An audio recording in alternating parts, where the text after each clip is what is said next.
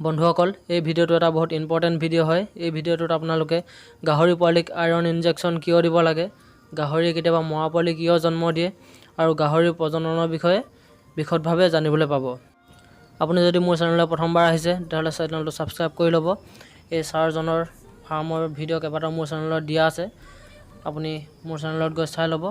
ভিডিঅ'বিলাক লাইক কৰিব, কমেণ্ট কৰিব আৰু ভিডিঅ'টো শেষলৈকে চাই থাকিব। ধন্যবাদ। বলকচোন এতিয়া ভিডিঅ'টোৰ মাজলৈ যাওঁ। চিমটমবোৰ যে গাহৰিটো গৰম হোৱাৰ পিছত মুখতকৈ ফেন ওলাব, ৱালত জঁপিয়াব, অলপ বেছিকৈ চিঞৰি থাকে, তাৰ পিছফালে পেচাব দুৱাৰটো অলপ ফুলি উঠি ৰঙচুৱা হৈ যায় আৰু ঘনাই ঘনাই পেচাব কৰে।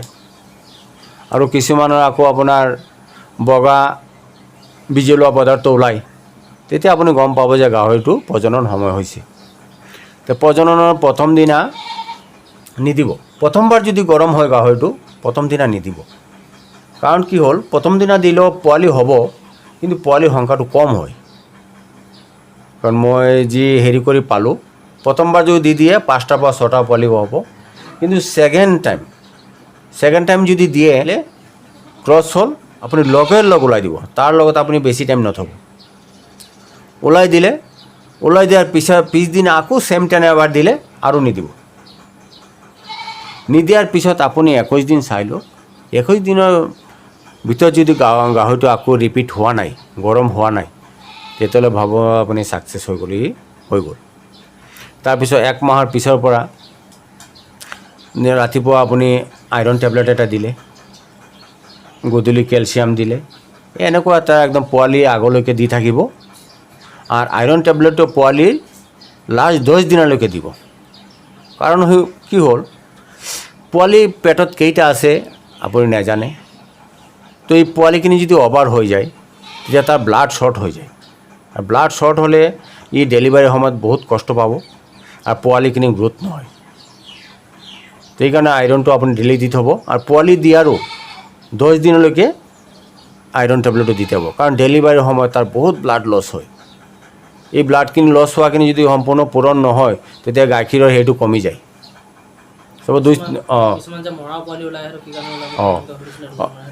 এইটো বহুতে এনেকৈ কমেণ্ট কৰি বা ফোনতো সুধিছে যে গাহৰিৰ মৰা পোৱালি কেলৈ ওলায়। 1 নম্বৰ হ'ল আপোনাৰ ক্ৰছ হোৱাৰ 45 দিনমান একেলগে থ'ব পাৰে, 2টা 3টা একে ৰুমত। এই সময়ত যদি গাহৰিখিনিয়ে কাজিয়া কৰে বা ধৰি লওক কেতিয়াবা পৰি যায়, তেতিয়া পোৱালিখিনিও ভিতৰত মৰি যায়। মানে ডেড জাম্প, এইটো আমি ডেড জাম্প বুলিও কওঁ। পেটত মৰাটো এইটো গৰ্ভ মৰা বুলি কওঁ। তো 45 দিন হোৱাৰ পিছত গাহৰিটো ছেপাৰেট কৰি ল'ব। একেলগে 2-3টা নথ'ব। আৰু বহুত লক্ষণ আছে। কোনোবাই যদি ওচৰতে ফটকা ফুটায়, বৰ ডাঙৰকৈ আৱাজ কৰে, বিকট আৱাজ কৰিলে, তেতিয়াও পোৱালিটো মৰি যোৱাৰ সম্ভাৱনা থাকে। কেতিয়াবা আমাৰ বিজুলী যদি ওপৰত গৰ্জি উঠে, এইটোতো পোৱালি বেয়া হৈ যায়। কাৰণ মই এইবোৰ পালোঁ। কাৰণ ফাগুৱাৰ সময়ত মোৰ ঘৰতে 3জনী এনেকুৱা হৈছিল। আজি ফাগুৱা ফটকা ফুটাই আছে, তাৰ 10 দিনমান পিছতে 3জনী একেলগে মানে অৱসান কৰি দিছে। তেতিয়া মোৰ আইডিয়াটো হৈ গ'ল, এইটো ফটকা ফুটোৱাৰ কাৰণে হ'ল। তো এই কাৰণে ফাৰ্মটো য'তেই বনাব, অলপ মানুহৰ পৰা অলপ দূৰত বনাব। তেতিয়াহ'লে এই আপোনাৰ আৱাজবোৰ বা জোৰকৈ অলপ এই গাড়ীৰ আৱাজ শুনিলেও, যেতিয়া প্ৰেগনেণ্ট হৈ যায় গাহৰিটো কিন্তু ভয় পায়। এনেকুৱা ঘটনাৰ সন্মুখীন হৈছোঁ যে মোৰ গাহৰি ঘৰৰ ছালৰ ওপৰেদি বান্দৰ এটা জঁপিয়াই গৈছে, চাউণ্ড পাইছে, এইটোতো অৱসান কৰি দিছে। এইটো মই পালোঁ। সেইকাৰণে এই গাহৰিৰ এই বস্তুটো একদম সাৱধান। আচ্ছা, তো আপোনাৰ পোৱালি দিয়াৰ যতনখিনিতো জানেই কিজানি। কিন্তু গাহৰিৰ এইটো এটা প্ৰাকৃতিক নিয়ম। জন্মৰ 7 দিনলৈকে সিহঁতৰ গাত ব্লাড প্ৰডাকশ্যন নহয়।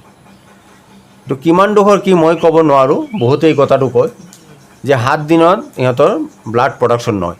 এই কাৰণে সিহঁতক আমি আইৰণৰ ইনজেকশ্যন বা লিকুইড বা টেবলেট সিহঁতক দিব লাগে।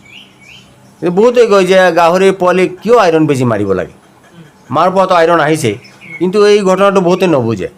মানে প্ৰাকৃতিকভাৱে এইটো 7 দিন, জন্মৰ 7 দিনলৈকে সিহঁতৰ গাত মাৰ গাখীৰ খাই থাকিলেও ব্লাডটো প্ৰডাকশ্যন নহয়। এইকাৰণে আমি তাক এক্সট্ৰা আইৰণ দি ছাপৰ্ট দিব লাগে। তো আইৰণৰ বেজীটো দিলেতো আপোনাৰ তৎকাল পাই যায়, কিন্তু বেজী মাৰাটো চবৰ দ্বাৰা সম্ভৱ নহয়। এইকাৰণে আপোনালোকে কাম কৰিব, মাৰ্কেটত ভেটেনাৰীৰ ভেটেনাৰী আইৰণ চিৰাপ পোৱা যায়, আনি পেলাই 1 ml এটা পোৱালিক 10 দিনমান খুৱাই দিব, চাব এই এমনিয়া প্ৰব্লেমটো নহ'ব। আৰু লগতে ইলেক্ট্ৰলাইট অলপ দিব লাগে। এই ইলেক্ট্ৰলাইট দিলে কি হ'ব, পোৱালিটোৰ পেটটো ৱাছ হৈ যায় আৰু ডায়েৰিয়াটো হোৱাৰ খুব সম্ভাৱনা কম থাকে।